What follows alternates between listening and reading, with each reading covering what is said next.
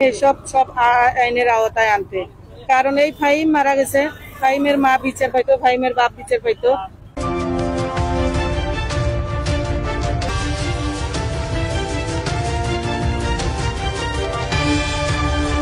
একের পর এক মৃত্যু হইতেছে, একের পর এক দুর্ঘটনা হইতেছে।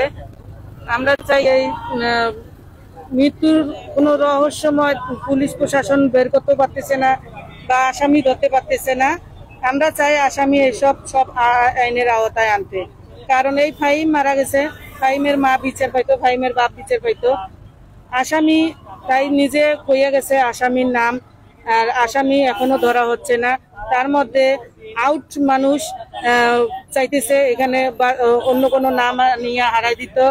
আমরা চাই না যারা অরিজিনালে খুনি তাদের বিচার হইতো, এর অসহায় কোনো মানুষ যেন বিপদে না পড়ে। অতীতে ছিল একটা গোষ্ঠী, তাদের একাংশ এখনো রয়ে গেছে। আলম, মাইল্লা, রনি, সবুজ, ফাহিম, পেটকাটা ফাহিম, আরো অনেকে রয়েছে। যাতে আমরা আসলে নাম বলতে আমাদেরও ফ্যামিলি আছে। এখন 2 মাসের ভিতরে একটা মার্ডার হয়েছে, অতীতে আরো 2-1টা হয়েছে।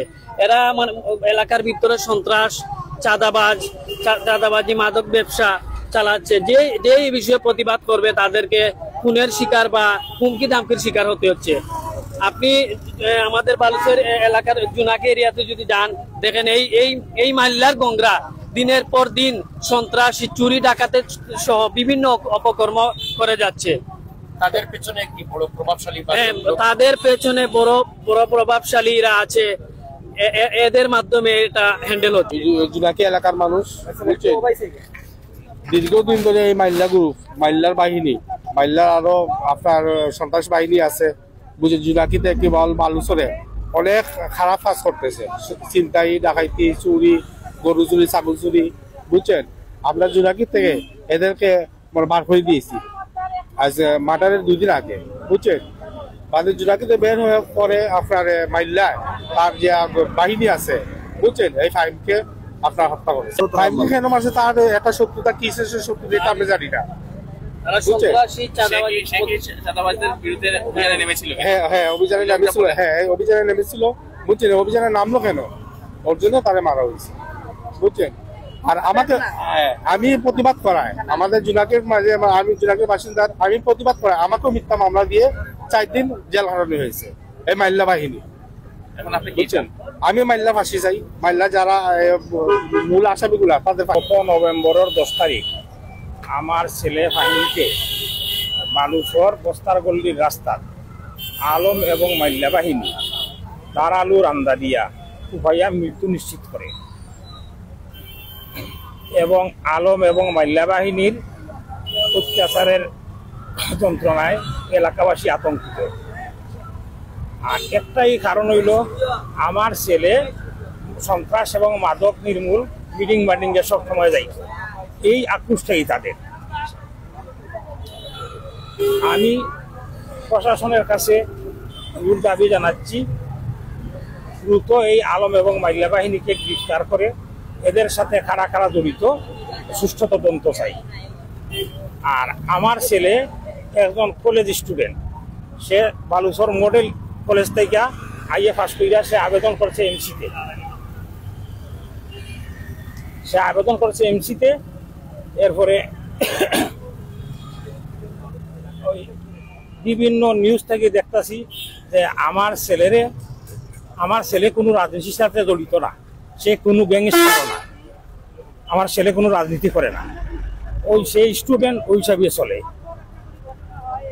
এই বিভিন্ন নিউজে দেখতেছি আমার ছেলেরে নিয়ে বিভিন্ন মন্তব্য লেখালেখি হইতেছে। আমি সবার কাছে অনুরোধ করি আমার মৃত ছেলেকে নিয়ে অপপ্রচার যেন চালানি বন্ধ হয়। আর প্রশাসনের কাছে আমার জোর দাবি, এদের গ্রেফতার করিয়া সুষ্ঠু তদন্তের মাধ্যমে দিয়েছে কারা মারছে। আপনি মামলা করেছেন কিনা এবং কোনো আসামি গ্রেফতার হয়েছে কিনা? আমি মামলা করেছি সাধারণ থানায় এবং একজন আসামি গ্রেফতার হয়েছে। যে নাম সে বলে গিয়েছে তাদের নামই দিয়েছেন? হ্যাঁ, আমি তাদের নামে দিয়েছি।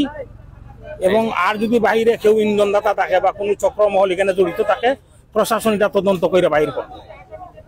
এজেন্টের বাইরে কোনো আসামি আপনি দিয়েছেন কিনা এই এলাকার কোনো মানুষের, মানে সে যে নামগুলো বলেছে এর বাইরে কোনো নাম দিয়েছেন কিনা? না, আমি বাইরে কোনো নাম দিই নাই। এরপরে সে বইলা গেছে গড়ও আরো 7 থেকে 8 জন, সে ওরা প্রকাশে আসে নাই, সেসবের কথা বলতে পারে নাই, শুধু ওই 7 জনের কথাই বলছে, আর গৌরগুলার নাম বলতে পারে নাই। ওই যে আপনি আইনি প্রক্রিয়া যেটা চলছে কার্যক্রম, এটা নিয়ে আপনি কতটুকু সন্তুষ্ট? আইনি প্রক্রিয়াটা ঠিকঠাক চলছে কিনা নাকি? না, আমার আসামি এখনো গ্রেফতার করা হয় নাই। একটা আসামি গ্রেফতার হয়েছে, আর কোনো আসামি গ্রেফতার করা হয় নাই। কিন্তু আমি তো তার বাপ,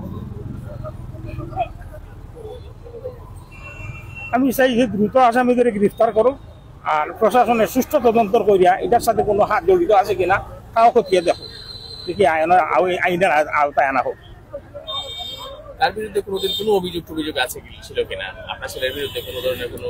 না, আমার ছেলের বিরুদ্ধে কেউ কোনোদিন কোনো অভিযোগ করে নাই।